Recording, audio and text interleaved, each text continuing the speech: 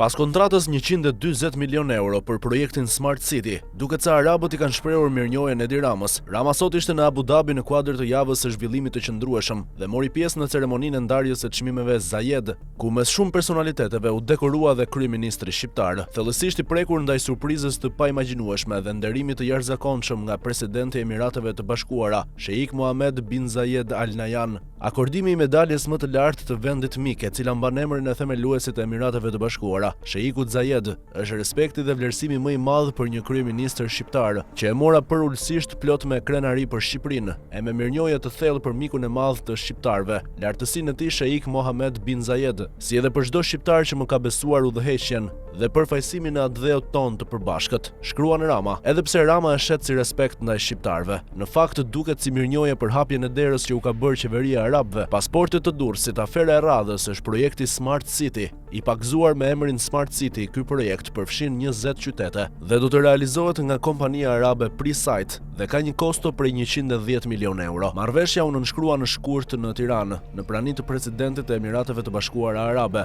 dhe kryeministrit Edi Rama. Në dhjetor, kompania arabe Presight AI Ltd themeloi në Shqipëri degën që do të zbatoj projektin kontrovers Smart City. Presight AI Ltd Albania Branch u regjistrua në qendrën kombëtare të biznesit 3 javë më parë, me objektivin e vetëm për të realizuar kontratën e majme, e cila ngarkon qytetarët shqiptar me një barr 140 milion dollar. Kompania do të instalojë 2239 kamera ANPR që bëjnë njëjë automatike të targave, si edhe 2602 kamera PTZ për monitorimin e trafikut dhe identifikimin e shkeljeve. Paralelisht do të vendosen 3816 kamera trupi për policinë, të cilat do të lidhen me një sistem të centralizuar për mbikëqyrje dhe reagim të shpejtë. Në mars të vitit të kaluar, qeveria shqiptare dërgoi për miratim në parlament projektligjin për ratifikimin e një kredie për 118 milion dollar, që Shqipëria do të marrë nga fondi i Abu Dhabit. Borxhi ka një afat shlyerje 15 vjet dhe interes 4% në vit, por paratë do të fluturojnë sërish në Abu Dhabi, sepse me to do të paguhet kompania Presight për kontratën Smart City. Në marrëveshjen e borxhit, qeveria ka instaluar dhe komponentët e kostos. Plot 31 milion dollar do të paguen për licencat e softwareve të programeve që do të përdoren. Pajisjet hardware dhe infrastruktura do të kushtojnë 62 milionë 400 mijë dollar. 8 milion dollar do të shkojnë për shërbime profesionale dhe pjesa e mbetur prej 17 milion dollarësh do të jetë mirëmbajtja për 4 vjet. Këto janë të gjitha pa TVSH. Nëse ushtohen edhe tatimi mbi vlerën e shtuar, kosto totale shkon 140 milion dollar. Si për koincidencë, marrëveshja u firmos nga Rama dhe bin Zayed dhe ky i fundit i ka dhënë sot dekoratën.